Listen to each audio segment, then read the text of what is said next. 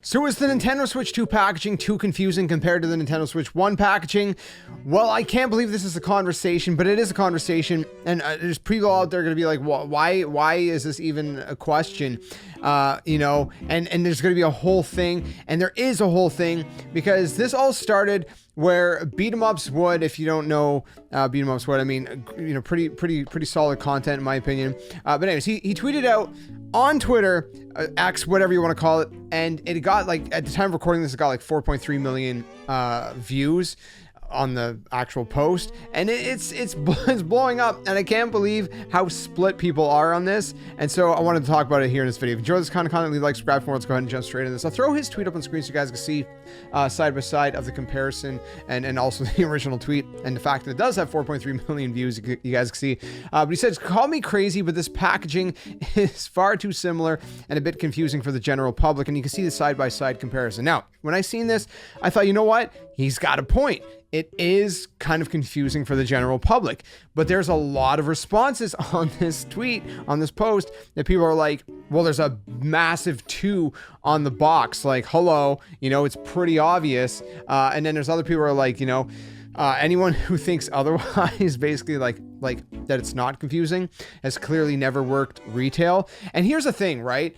It's the same. We had a similar conversation when the new 3DS XL came out, right? And there was this whole thing behind that, and a whole conversation about whether it was too confusing with all the different kind of, you know, because you had like the DS, then you had the DSi, the DS, I think Lite, right? If I remember correctly. We had the 3DS, we had the you know, the new 3DS, new 3DS XL, we had the 2DS, we had the 2DS XL. There was this whole huge family of DS consoles, and it did get a little bit confusing, I think, for the general public. And here's the thing, a lot of people, especially people that are more casual, maybe parents that don't really play games a whole lot, you know, maybe they're coming into the store to try to buy a console for the kid for Christmas or something, I don't know, and they just really do know bare minimum about these things. And yeah, you'd be like, well, there's a giant 2 on the box.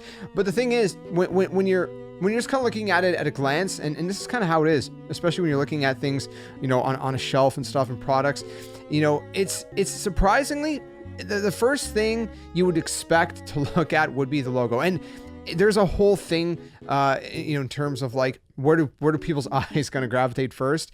And, you know, there's a reason that the Nintendo Switch logo is actually at the top left corner, because that's typically the side where people look at like first, when you're creating graphics and stuff. That's kind of like what you kind of try to keep in mind, is, you know, the top left corner is sort of what their eye is gonna gravitate towards first. So that's pretty much why the logo is at the top left corner. But, you know, you would think like, yeah, okay, you got the big massive 2, it's pretty obvious, right? But you got the same Nintendo Switch logo besides the 2. It says Nintendo Switch, and for the average consumer, the average person just kind of walking in, general public, doesn't really know a whole lot about this sort of thing. And yeah, you'd be like, well, okay, come on, anybody who can read would be able to see it. Yes, but when it comes to sort of like packaging and branding and stuff like this, it's weird how people's brains work. It's like almost like some people's brains just don't click and don't register the difference. They just look at this, or like, okay, they're both red boxes. They both say Nintendo Switch. They have a similar logo. Yes, one has a 2 on it, but when you're looking at the 2,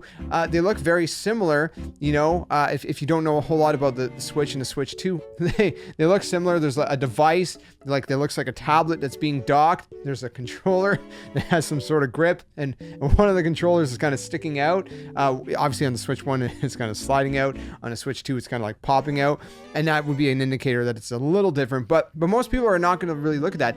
It is very, very, very similar. The way they package this is very, very similar, and I do think there's got to be people out there that are 100% going to get confused about this. Now, I've seen people make the counter argument, well, what about the iPhone, right? The iPhone, look at its packaging. And I would say, yeah, the iPhone packaging is confusing. That said, iPhones are not really something that most people go into a store, look on a shelf, and pick it up off the shelf, right? Typically, you're going to get an iPhone, you're going online to order it online through Apple, through whatever, you know, retailer, Best Buy, whatever, or you're getting it through your phone provider, right?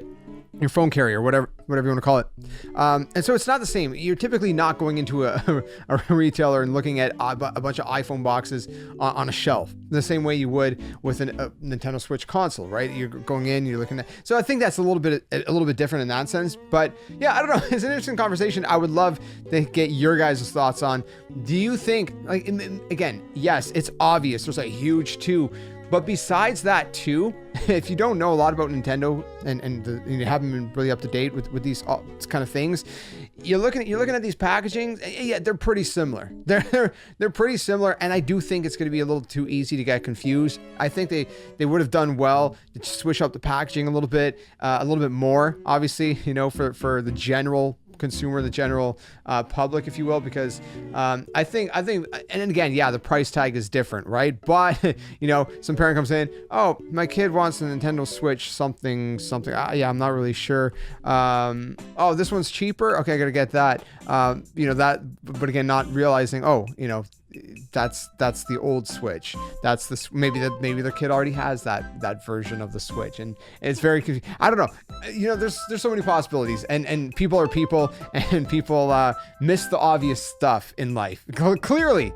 So, but let me know your thoughts in the comments below. I don't mean to make this some massive conversation, but I thought it was an interesting one that I wanted to kind of dive into a little bit here in this video as we get closer to the Nintendo Switch 2 launch. So we're just around the corner, my friends. It's getting close.